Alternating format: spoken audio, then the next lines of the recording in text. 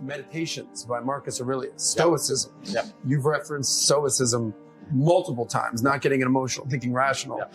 This was a book that you've subscribed to for years. What is it about Stoicism and not getting caught up in emotions and even triggering emotions that resonates with you?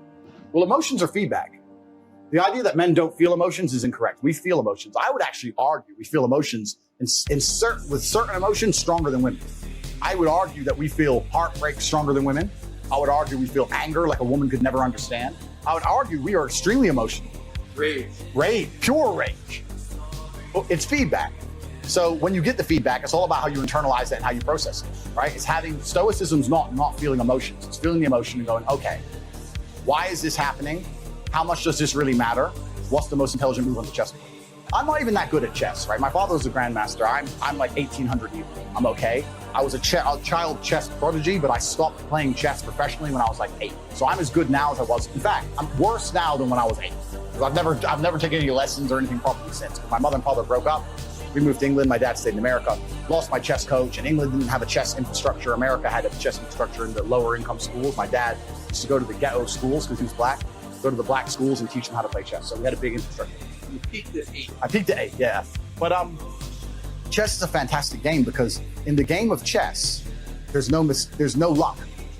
If you lose, no matter how well you play, if you lose, at some point you made a mistake. Even if it's the most minor mistake, you made a mistake. So you learn to understand that no matter what happens to you, if you lose a scenario, you made a mistake. Maybe it's a tiny one, maybe it was 2 years ago, whatever, but you made a mistake. And you learn absolute and utter accountability for yourself. And that mentality is extremely powerful to apply to all things in life. The position I'm in now as the most hated man in the world, although I agree and I truly believe it's unfair, I still take complete responsibility for it. I'm not gonna sit here and say, I'm telling you why it happened when I talk about TikTok and YouTube shorts, but I'm not gonna blame them. Absolutely, they're a company making money and they're monetizing the best they can, fantastic. All of this is my fault. But the Bugatti on my drive is my fault. And the yacht is my fault, the private jet's my fault. So it's all my fault. So I take the good with the bad. I take all responsibility for absolutely everything, including if a woman leaves me, if a woman stays, if I end up heartbroken, if I end up filled with rage, I take responsibility for that. If something happens to me that makes me enraged, I will take responsibility. Why has this happened to me? Why do I feel this way? How did I end up in this position? Is this healthy in this scenario? And sometimes it is. I've had scenarios in my life where I was prepared to die to protect somebody else, and I was enraged, and it was healthy. I've also had times where I'm in a room by myself, enraged, sitting there going, this is no good for anybody. I need to just calm the fuck down. So emotions are feedback, but stoicism is the ability to process them.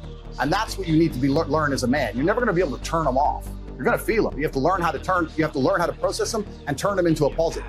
It's energy, it's unlimited energy. I say this all the time. I say that the biggest periods of transformation in my life is when everything was going wrong.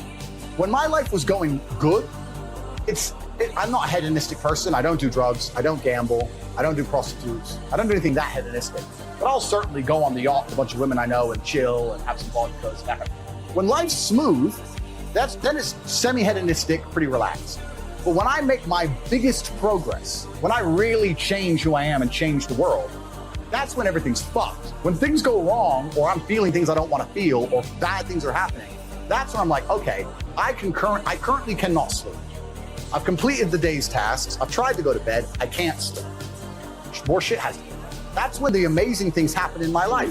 When I was heartbroken, when I was whatever, everyone's been heartbroken. I can't remember a specific example. I hit the gym harder, right? If something goes wrong with your payment processor, that's when you get fucking inventive. That's business, right? That's when you get inventive. So all the bad things that happen to you as a man, if you're stoic, you get to take unlimited energy. Heartbreak is unlimited energy. So is depression. So is rage. So is sadness. All these negative emotions they tell you to collapse behind. It's like, people talk like, Bruce Lee says, be like water. And people see that as be fluid and just go with the flow.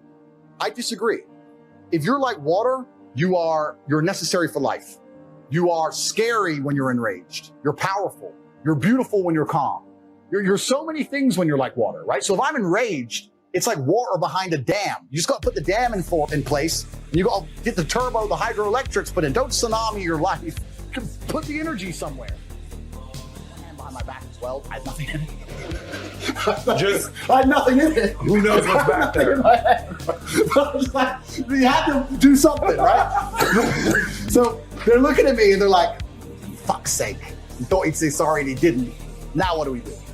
And Tony pipes up, fucking dickhead Tony. Hey man, why don't you just say sorry? And as he said that, I swear on my father's grave, I'm standing there, Tony said that, I turned, I fucking smacked him straight in his mouth, knocked him out cold.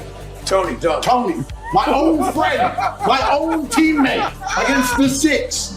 I knocked him out cold. I don't need you now, Tony. I knocked him out. I said, fuck him and fuck you. I'm in the house. And I walked